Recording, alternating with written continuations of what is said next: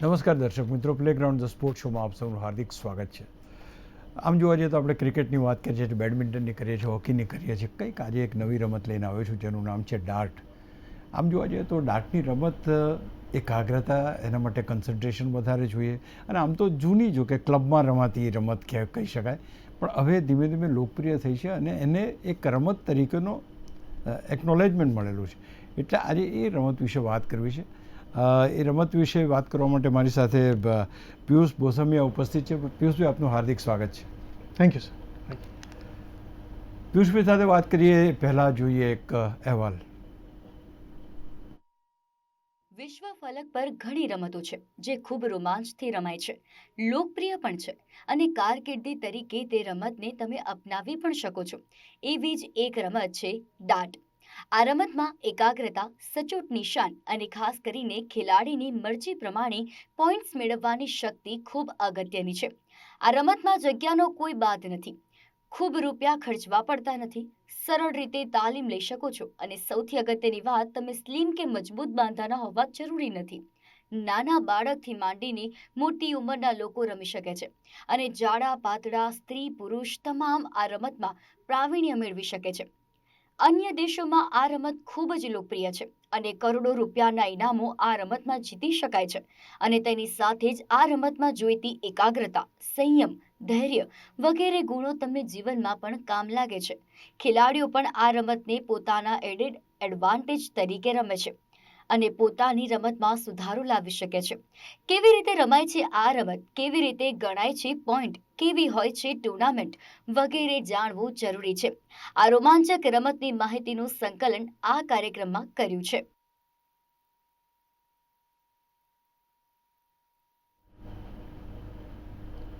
તો દોસ્તો, આજે ડાર્ટ વિશે વાત કરવી છે અને પિયુષભાઈ મારી સાથે છે. પિયુષભાઈ, તમારી સાથે વાતચીત શરૂ કરું એ પહેલાં તમે જ જે ગઈકાલે સમજાવ્યું હતું કે કઈ રીતે ડાર્ટ રમી શકાય, એનો એક વિડીયો આપણે જોઈશું. આમાં એવું છે કે જે બી તમે અહીંયા જે ડિફરન્ટ નંબર 1 થી લઈને 1 થી લઈને 20 સુધીના ઘણા બધા નંબર્સ તમને અહીંયા આપેલા છે. એ અલગ અલગ નંબર્સ રિપ્રેઝેન્ટ કરે છે કયા નંબરના પોઈન્ટ કેટલા થશે. એ છોડીને તમે જોશો તો આ બે રિંગ છે, આમ રાઉન્ડ, ગ્રીન અને રેડ. આ ગ્રીન અને રેડ જે બારની રિંગ છે, એ બારની રિંગમાં તમને ડબલ પોઈન્ટ મળે જે બી નંબર લખેલો છે. અને એ જ તમે આ ટ્રિપલની રિંગ છે, જે અંદરની રિંગ છે, એમાં તમને 3 ટાઈમ પોઈન્ટ્સ મળે. એ છોડીને તમે જોશો તો બુલઝાઈના બે પાર્ટ છે, એક ગ્રીન છે અને એક રેડ છે. ગ્રીન પાર્ટને કહેવાય આઉટર બુલ, જેમાં તમને 25 પોઈન્ટ્સ મળે, અને આ કહેવાય રેડ બુલને બુલઝાઈ, જેના તમને 50 પોઈન્ટ્સ મળે. આ થઈ ગયા, આપણે સમજ્યા કે કેવી રીતે સ્કોર્સ થાય, તમે સ્કોર કેવી રીતે કરો. આ તમે 3 ડાર્ટ છે, આ 3 ડાર્ટ તમે બોર્ડ ઉપર ફેંકો અને જે બી તમારો સ્કોર થાય એનો તમે એડિશન કરો અને જે તમારે સ્કોર આપેલો છે એમાંથી એને લેસ કરો. હવે એ લેસ કરો આપેલો છે ઇન ધ સેન્સ કે આ એક જ ગેમ આખી દુનિયામાં એવી છે જે રિવર્સ મેકેનિઝમથી ચાલે છે. તમે એક સ્કોર તમને આપવામાં આવે એને તમારે 0 કરવાનો છે. અનલાઇક તમે બીજી કોઈ બી સ્પોર્ટ્સ રમતા હો તો એમાં શું થાય, તમે 0થી સ્ટાર્ટ કરો અને કંઈક સ્કોર કરો, જે વધારે સ્કોર કરી જીતે. આમાં એવું નથી. આમાં તમને એક સર્ટેન નંબર ઓફ પોઈન્ટ્સ આપવામાં આવે, એને તમારે 0 કરવાના છે. હવે એ 0માં બી એક ટ્વિસ્ટ છે એક ધી એન્ડમાં, જે તમારે એક્ઝેક્ટ 0 જે તમારા પોઈન્ટ કરવાના છે, એ તમારો ડાર્ટ જે છે, લાસ્ટ ડાર્ટ જે 0 કરશે, એ તમારી આ આઉટર જે રિંગ છે ને એના પોઈન્ટ્સ એટલા બચ્યા હોય ને વાં મારીને ફિનિશ કરવાનું છે. અગર તમારા 32 બચ્યા છે તો તમારે 16નું ડબલ મારવું પડે, અને એ લાગે તો જ તમે ગેમ જીતા કહેવાય. અને આમાં સાહેબ કોઈ ફિક્સ નથી કે આટલા ડાર્ટ રમવાના. તમે 2 જણા રમો છો, જે પહેલા ફિનિશ કરશે લીસ્ટ ડાર્ટ્સમાં એ જીતી જશે. ખાસ કરીને તમે જે કહ્યું કે ધારો કે મારી પાસે 10 પોઈન્ટ જોઈએ છે, હાજી. તો વોટ આઈ બી ડુઇંગ, આમાં ક્યાં હવે 10 પોઈન્ટમાં તમારે મારવું પડશે 5નું ડબલ. ઓકે. હવે આપણે સમજીએ કે 10ની જગ્યાએ 15 જોઈએ છે. ઓકે. તો રૂલ કહે છે કે તમારે જે બી પોઈન્ટ જોતા હોય એને એક્ઝેક્ટ 0 કરવાના છે, પણ ડબલની રિંગમાં મારીને કરવાના છે. તો વી સી કે અહીંયા 8 છે, 7 છે, પણ 7.5 નથી, વિચ મેક્સ 15. એટલે 7.5 નથી તો શું કરવાનું? તો તમારે યા તો પેલા 1 મારવું પડે, 15માંથી તમે હવે 14માં આવ્યા, તમારા હવે 14 બચ્યા છે, પછી તમારે 7 ડબલ મારવું પડે, તો તમે જીતો. So basically, it is to be calculated properly and then go for. બહુ જ મેથેમેટિકલી બહુ જ સ્ટ્રોંગ ગેમ છે. તમે અગર આ ગેમને અગર તમે 15 થી 20 દિવસ બી રમશો, ગેમને સમજીને કેવી રીતે રમાય, કેવી રીતે સ્કોરિંગ થાય, તમે જોજો તમારા કેલ્ક્યુલેશન્સમાં મેથેમેટિકલ કેલ્ક્યુલેશન મેન્ટલ કેલ્ક્યુલેશનમાં બહુ ઇમ્પ્રુવમેન્ટ આવશે. Every dart you are throwing you are counting. તમે કાઉન્ટ કરો છો કે મારા કેટલા પોઈન્ટ થયા, હવે કેટલા પોઈન્ટ થયા તો હવે એટલા લેસ થયા તો હવે શું બચ્યું છે, હવે હું શું મારીશ તો પછી શું બચશે. How do you note that? You have to keep your યા આ આપણે એક વ્હાઇટ બોર્ડ હોય, માર્કર હોય, આ આપણો જૂનો તરીકો છે. હવે શું છે, બહુ સ્માર્ટ થઈ ગયા છે બધા. એપ્સ આવી ગઈ છે ઘણી બધી જે તમે મોબાઈલથી એપ્લિકેશનથી તમે યુઝ કરીને સ્કોરિંગ કરી શકો. આપણે ફોરેનથી એક મશીન બી લાવ્યા છે રમેશ સર, જેમાં ઓટોમેટિક સ્કોરિંગ આવે છે કે તમે ડાર્ટ મારો તમારે ચિંતા નથી કરવાની, સ્કોરિંગ નહીં કરવાની. એ પોતે ઓટોમેટિક સ્કોર તમારા મોબાઈલમાં આપી દે કે તમે આટલો સ્કોર માર્યો છે.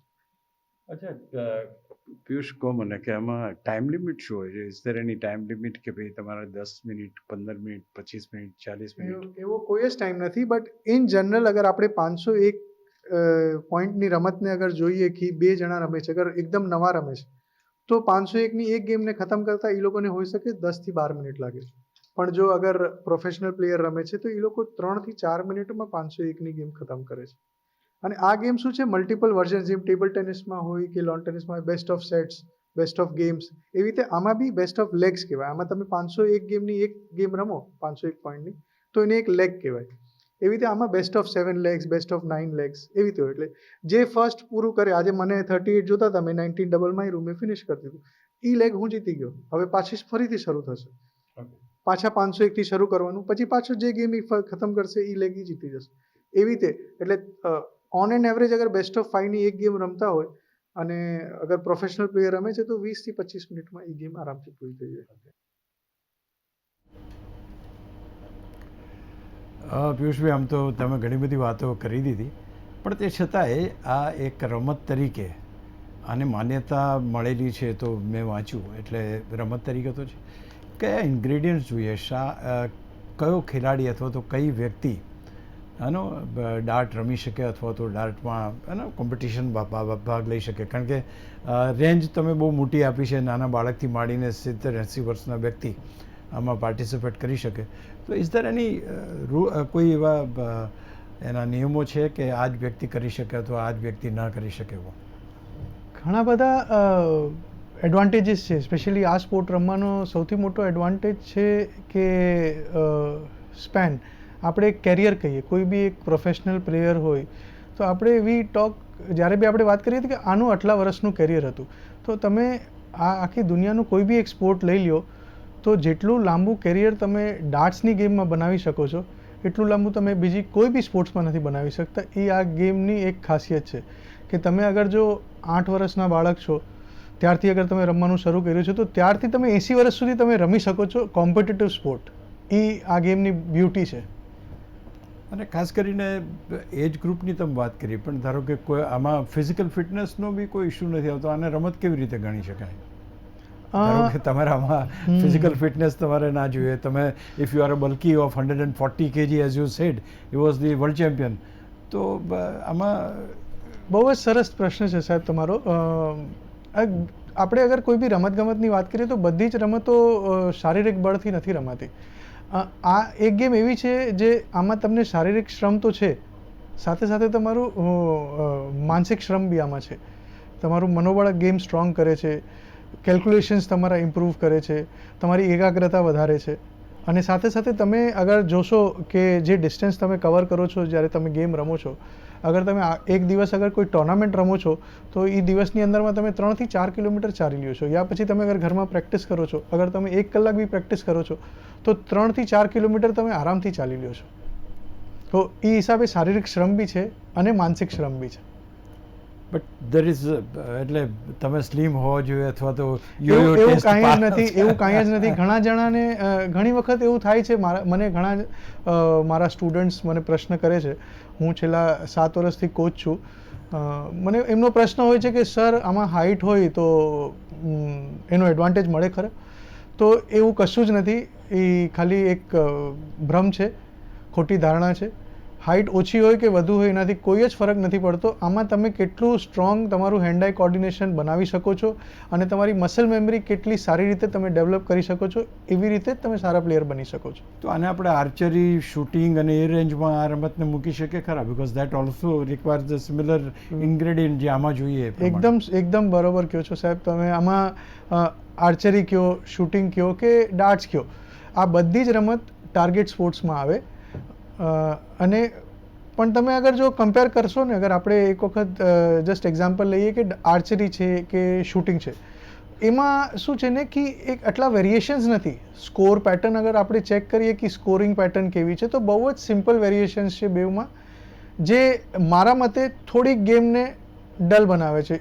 હું એક્ઝેક્ટલી ના કહી શકું, હું પોતે એક ડાર્ટ પ્લેયર છું એટલે મને એવું લાગે છે. એનું કારણ છે કે જે ડાર્ટ બોર્ડ ઉપર અગર બરોબર જોશો તો એટલા બધા વેરિએશન છે સ્કોરિંગના કે તમે એક જ વખતના દાવમાં અગર તમે ડાર્ટ રમો છો અને અગર એ જ જગ્યાએ તમે અગર શૂટિંગ યા આર્ચરી કરો છો તો એક બહુ લિમિટેશન છે પોઈન્ટ્સ મળવાના. જ્યારે અહીંયા તમને 1 પોઈન્ટથી લઈ અને 180 પોઈન્ટ સુધીના કોઈ બી વચ્ચેના નંબર તમે એક વારમાં કરી શકો છો.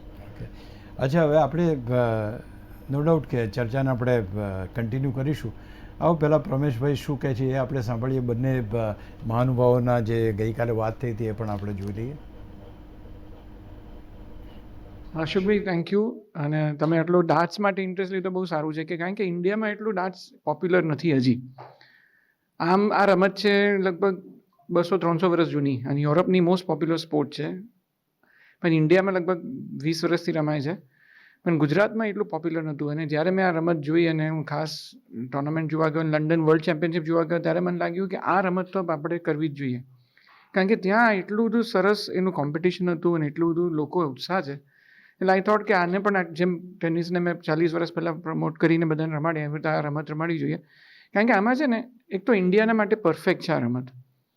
વેધરનો કોઈ એમાં કંઈ ઇશ્યુ ના થાય, કારણ કે ઇન્ડિયામાં લગભગ 7-8 મહિના સુધી છે ને ગરમી હોય છે અને નહીં તો વરસાદ હોય છે. તો વેધર માટે સારી, નાનામાં નાની જગ્યામાં રમાય. એટલે બેસ્ટ વસ્તુ એ છે અને લીસ્ટ ઇન્વેસ્ટમેન્ટમાં તમે આ ઇન્સ્ટોલ કરી શકો. અને એટલી સારી રમત છે કે એજ અને વેઇટ બેરિયર કે ફિઝિકલ સ્ટ્રક્ચરનું કોઈ એમાં ઇમ્પોર્ટન્સ છે જ નહીં. You can play from 12 years onward, steel 80, 85, 90 યર્સના રમી શકે.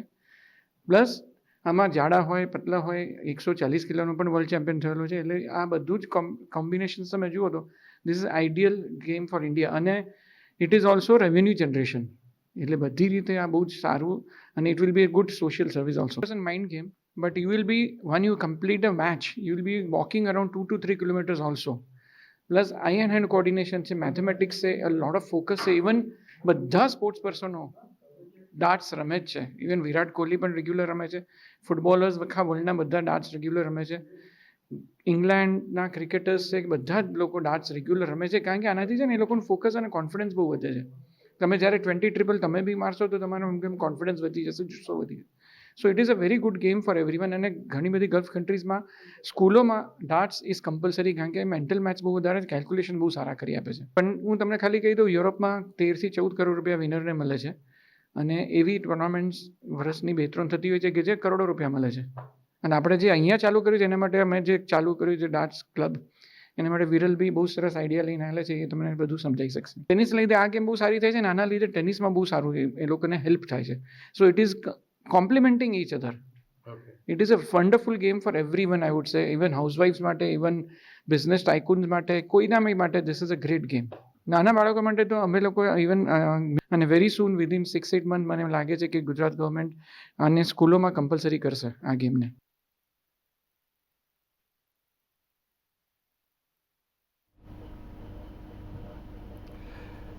તો ખાસ કરીને આપણે વાત કરીએ હવે એક બીજી પણ એક એમની સાથે વાત થઈ હતી વિરલભાઈ સાથે, એ પણ સાંભળી લઈએ. હવે ક્યાંથી શરૂઆત કરે? પ્રાઇઝ તમે પ્રાઇઝ મનીથી શરૂ કરો, ફીસથી શરૂ કરો, ઇન્ટરનેશનલ, નેશનલ. જો આ ડાર્ટ્સની જે ગેમ છે ને, એ ઇન્ટરનેશનલ લેવલે તો બહુ સારા પ્રાઇઝ મની છે. એમાં પણ જે પીડીસી કરીને જે ડાર્ટ્સની આયોજન કરે છે બધું વર્લ્ડ લેવલે, એમાં 12 કરોડ સુધીની મેક્સિમમ પ્રાઇઝ મની હોય છે. અને ત્યાં જે ક્વોલિફાય થઈને જાય છે એને પણ 18 લાખ રૂપિયા સુધીની પ્રાઇઝ મની હોય છે. હવે આપણે અહીંયા જ્યારે ઇન્ડિયામાં આને ડાર્ટ્સને પ્રમોટ કરીએ છીએ ત્યારે આપણે અહીંયા ડાર્ટ્સ ક્લબ કરીને આપણે સંસ્થા બનાવીએ જે અહીંયા આપણે પલોડિયામાં છે અને અત્યાર સુધી આપણે 15 ટુર્નામેન્ટો કરી છે. આખા વર્ષની અહીંયા 52 ટુર્નામેન્ટ એટલે 52 ટુર્નામેન્ટો રમાય છે જેની overall prize money 56 lakh rupees થાય છે. તો દરેક જે ગુજરાતના ખેલાડી છે ઓલ ઓવર ઇન્ડિયાના ખેલાડી છે એ બધા જ ખેલાડીઓમાં પાર્ટિસિપેટ રેગ્યુલર કરી રહ્યા છે. એટલે અમને એવું લાગે છે કે હવે ડાર્ટ્સનું કલ્ચર ઇન્ડિયામાં બહુ સારી રીતે વધી રહ્યું છે અને આવતા 2 વર્ષની અંદર અમારી એવી આશા છે કે ઇન્ડિયામાં ઓછામાં ઓછા 20 થી 25,000 લોકો ડાર્ટ્સ રમતા ચાલુ થઈ જાય તો ઇન્ડિયાની ઓળખ ડાર્ટ્સમાં ઇન્ટરનેશનલ લેવલે બહુ મોટી થઈ જશે. એના માટે એક આ સ્ટેપ લીધું છે અને એવરી વીક બહુ સારી ટુર્નામેન્ટો થાય છે. અત્યાર સુધીમાં અમે 14 વીકલી ટુર્નામેન્ટ કરી અને એક મંથલી ટુર્નામેન્ટ કરી. મંથલી ટુર્નામેન્ટમાં 25,000 રૂપિયા પ્રાઇઝ મની, વીકલી ટુર્નામેન્ટમાં 8,000 રૂપિયા પ્રાઇઝ મની, દરેક જિલ્લા વાઇઝ અલગ અલગ પ્રાઇઝ મની. સુરતમાં બી અલગ પ્રાઇઝ મની આપીએ છીએ, અમદાવાદની 8,000 રૂપિયા અલગ પ્રાઇઝ મની આપીએ છીએ. એટલે ક્યાંય એવું નથી કે ખાલી એકલું અમદાવાદ આવીને રમવાનું છે. ડાર્ટ્સ ક્લબમાં જે પણ મેમ્બર્સ હશે ખાલી 5,000 રૂપિયા મંથલી ફી હોય છે.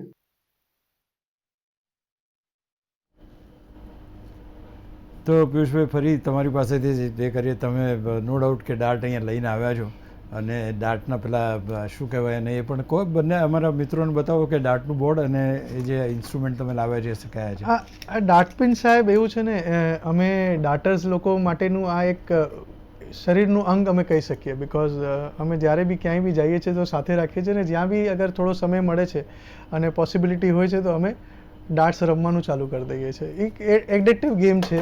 એની સાથે સાથે તમે આ જોશો, આ ડાર્ટ બોર્ડ છે, આ બી અમે શક્ય હોય છે તો ઘણી જગ્યાએ કેરી કરીએ છીએ. બાકી એક આ સૌથી મોટો સારો એડવાન્ટેજ છે તમને આનો કે આને ખાલી તમારે બસ વોલ ઉપર હેંગ કરી દેવાનું છે. ના તમારી કોઈ જગા રોકે, તમે ડાઇનિંગ ટેબલ પાસે બી લગાડી શકો. તમે એક છેલ્લું મને એ સમજાવી દો, પેલા જે પોઈન્ટ્સનું છે ને એ જરા સમજાવી દો મારા દર્શક મિત્રોને પ્લીઝ. ઓકે, કે ધારો કે મારે 15 પોઈન્ટ કરવાના બાકી છે તો how do I do 15 point? જેમ આપણે એ દિવસે ડિસ્કસ કરેલું કે ઓડ નંબર થી તમે ચેક ન કરી શકો, તમે 0 ન કરી શકો. તમે કોઈ બી પોતાના સ્કોરને 0 કરો છો એને ચેકઆઉટ કહેવાય. તો એ ચેકઆઉટ કરવા માટે તમારે પોતાને ઇવન નંબર ઉપર લાવવું પડે અને એ ઇવન નંબરનું જે આ રિંગ છે, જે આ ડબલ્સની રિંગ કહીએ આપણે એને, આ ગ્રીન અને રેડ ઝોન જે છે એમાં લાગે તો જ થાય 0, તો જ તમે જીતી શકો. અને એનું કારણ છે સાહેબ કે આ ગેમ પ્રેસિઝનની ગેમ છે. આ ગેમ ચાન્સની ગેમ નથી, આ તમારી સ્કિલની ગેમ છે. તમે જેટલું આ સ્કિલને સારું ડેવલપ કરશો એટલા તમે આ ગેમમાં સારા થશો, માહિર થશો. અને અગર જો તમને અગર એક એક્ઝામ્પલ આપું કે તમને અગર 16 જોઈએ છે અને તમે અગર 16 મારો ને 0 કરો તો તમને ઘણો બધો મોટો એરિયા મળે છે. તો એ તમારી પ્રેસિઝન કે તમારી સ્કિલને એટલું એનહાન્સ નથી કરતું. તો એની માટે જ આ ગેમને એ હિસાબે બનાવેલી છે કે તમને જો 16 જોતા હોય તો તમારે 8ના ડબલમાં મારવું પડે તો તમે જીતી શકો. અને ખરેખર સાંભળવામાં કદાચ અઘરું લાગે છે પણ તમે જો રમો અને બરાબર ટેકનિકથી રમો તો બહુ જ ઇઝી છે. આ ગેમ શીખવી અને શરૂ કરવી અને આને કેરિયર લેવું બહુ જ સહેલું છે. Thank you. એનો બીજો એડવાન્ટેજ છે સર, બોલો પ્લીઝ પ્લીઝ. એનો બીજો એડવાન્ટેજ છે કે આમાં એટલી કોમ્પિટિશન નથી કારણ કે ઇન્ડિયામાં બહુ નવી ગેમ છે. ચલો, thank you so much.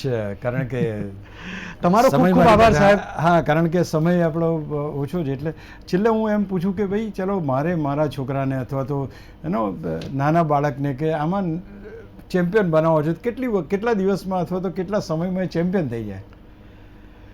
Champion જો ખરેખર કહું ને તો સાહેબ, જેમ મેં કીધું કે આ ગેમને શીખવું બહુ જ સહેલું છે. પછી ટોટલી ડિપેન્ડ કરે છે તમે કેટલી પોતાનો મહેનત કરો છો, કેટલો ભોગ આપો છો. અને પણ હું તમને એક પ્રેક્ટિકલી કહું અગર તો 2 થી 3 મહિનાની અંદર તમે એક બહુ જ સારા ખેલાડી બની શકો છો અગર તમે કોઈ સારા કોચની અંડરમાં છો તો. તમે જેમ કહ્યું કે કોચ કરતાં તમારું કોન્સન્ટ્રેશન, તમે કેટલું સારું રમો છો એ અગત્યનું છે. એટલે કોચ સારા હોય પણ તમારું પણ એટલું જ ધ્યાન એમાં રહેવું જોઈએ. ના ના, જરૂર અચ્છા, જરૂર. મહેનત આમાં લાગે ખરી? અચ્છા, બીજું મારે તમને પૂછ્યું, તમે જે લીનિંગ કરીને આગળ તમે જઈ શકો એ ક્યાં સુધી જઈ શકો? ધારો કે એક તમારું ડિસ્ટન્સ હોય અને તમે આગળ જઈને જો ડાર્ટ મારો છો તો ક્યાં, વોટ ઇઝ ધી? તમારી એક થ્રોઈંગ લાઇન કહીએ આપણે, એ તમારી એક સીમા છે. તમારે જ્યાં ઊભા રહીને તમારે પિન્સ ફેંકવાના છે એને આપણે ઓકી કહેવાય, એ ઓકી લાઈન છે, એને તમે ક્રોસ ન કરી શકો તમારા પગથી. બાકી તમે જેટલા લીન થઈને આગળ તમારા સેલ્ફ કંટ્રોલમાં રહી શકતા હો તમે રમી શકો છો, તમે બોર્ડ સુધી બી જઈ શકો છો. જો કે ડિસ્ટન્સના હિસાબે શક્ય નથી, બટ જનરલી અલાઉડ છે બાય ધ રૂલ્સ. ઓકે, એટલે એમનું કોઈ વાત નથી એમાં કોઈ ડિસએડવાન્ટેજ એડવાન્ટેજ કે કોઈ ફોલ્ટ નથી. ખાસ કરીને જે અમદાવાદમાં ટુર્નામેન્ટ થઈ એમાં કેવો પ્રતિભાવ મળ્યો, કેટલા લોકોએ, કેટલા ખેલાડીઓ ભાગ લીધો અને વોટ વોઝ ધ ટુર્નામેન્ટ? ખૂબ જ સુંદર પ્રતિસાદ મળ્યો સાહેબ. હું કહું તમને, હું આટલા વર્ષોથી બધી ટુર્નામેન્ટ્સ ઓલ ઓવર ઇન્ડિયામાં ઓર્ગેનાઇઝ કરું છું. ઇનફેક્ટ હું ઇન્ટરનેશનલી બી જઈને ટુર્નામેન્ટ્સ ઓર્ગેનાઇઝ કરવામાં હેલ્પ કરું છું.